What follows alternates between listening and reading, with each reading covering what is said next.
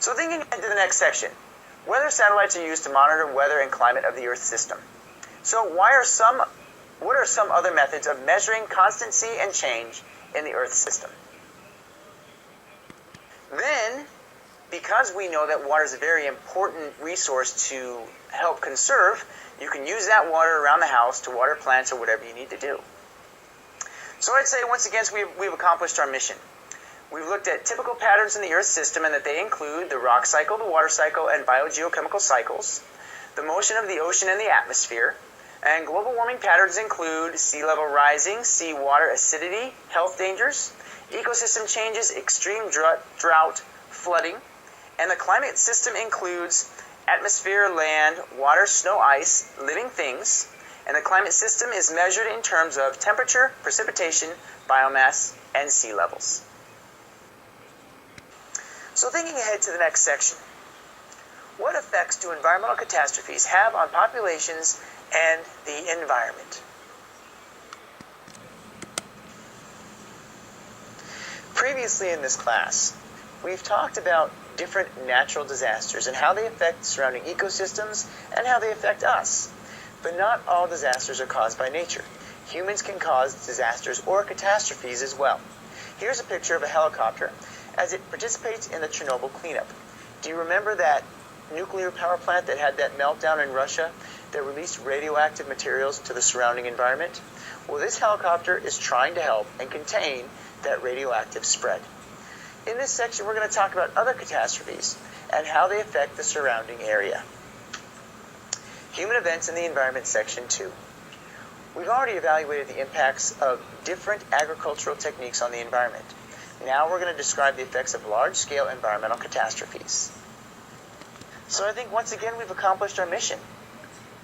We talked about agricultural practices and how they impact the environment, such as tillage, pesticides and herbicide use, irrigation, and fertilization. We also talked about environmental catastrophes and how they impact animal and plant life, how they impact Earth's surface, and our air and water quality.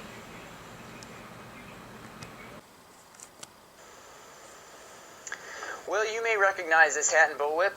It belongs to Indiana Jones. Indiana Jones, a famous movie character, is an archaeologist whose lifelong goal is to make sure that every important artifact ends up where it should be, in a museum.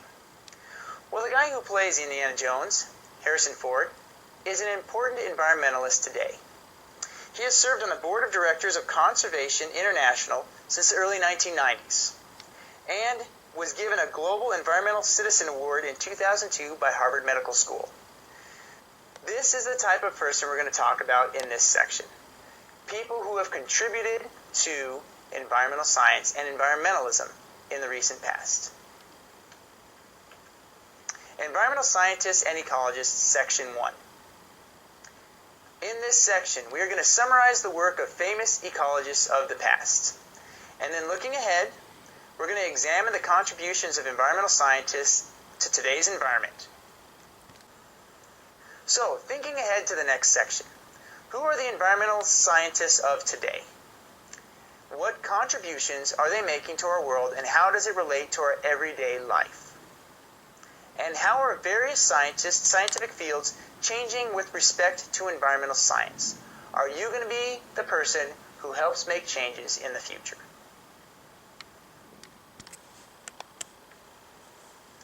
Looking at this picture, you might wonder, who are those people and what are they doing? Standing out there in the snow, holding some flags and some really strange-looking poles. Well, these are environmental scientists, and they are down in Antarctica, trying to find the solution to global warming. What they're holding there are actually ice cores that were drilled out of the Antarctic ice shelf. And we're going to talk about later how they can use those to look into the past and see how the greenhouse effect has changed over the lifespan of the planet. That's what we're going to talk about in this section. Environmental scientists and ecologists. In the last section, we summarize the work of famous environmental scientists of the past. And in this section, we're going to examine the contributions of environmental scientists to today's environment. So I would say, once again, we've accomplished our mission in this section. We've explored environmental scientists who have paved the way for new developments, including Jane Goodall, E.O. Wilson, and Rachel Carson. We have looked at environmental scientists and how they're still expanding our knowledge about the field. And we have looked at new scientific developments, including creating better models for predicting climate change, dealing with present and future problems such as oil spills, and the reintroduction of endangered species.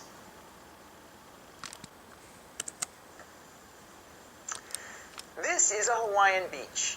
Now, I'd be surprised if I saw this beach on any postcards anytime soon, but this is a beach called Camilo Beach, which is on the southeast corner of the Big Island of Hawaii. This isn't a dump that people bring all their trash to and illegally dump it. All of this trash arrived from the ocean.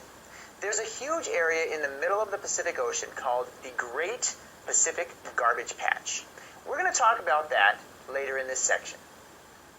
Changing Waterways, Section 2.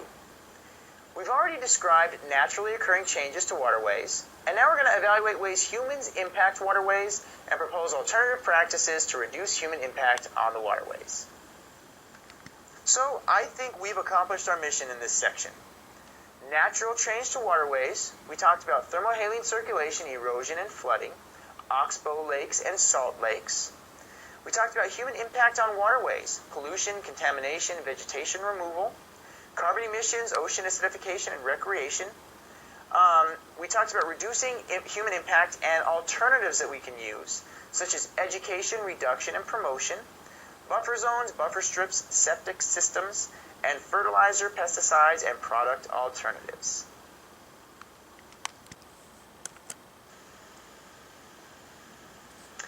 Well, this is a pretty spectacular waterfall, wouldn't you say? And I hope when you looked at this picture, you noticed that it probably doesn't always look like this.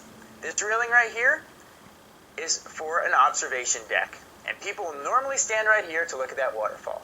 I wouldn't want to stand there right now. Obviously, this area is experiencing a flood. We look at patterns throughout the world to help get an idea of what the weather is going to be like. However, those patterns can fluctuate over time, and we can have fluctuations in the weather and the climate in those areas as well. So in this section, we're going to talk about how do we measure some of those patterns. Patterns and Systems, Section 2.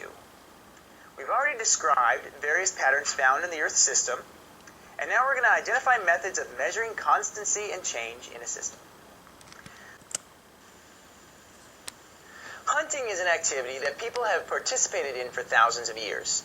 In the past, it was done for survival. More recently, it has become sport. We have many laws that protect the animals that we hunt today. In fact, we have many laws that protect many different areas of our environment and ecosystems. In this section, we're going to talk about some of those policies. Informed Policy Section 2. You may remember from the last section how we described the influence that scientific knowledge has on society.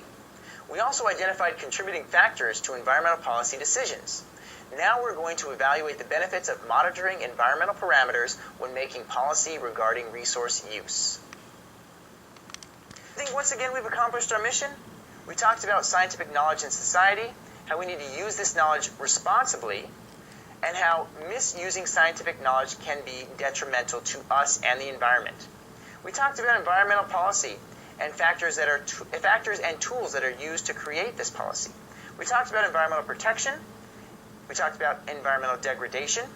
We talked about environmental protection issues, such as government involvement and having a contingency plan or a backup plan ready to go. We also talked about the United Nations Environment Program.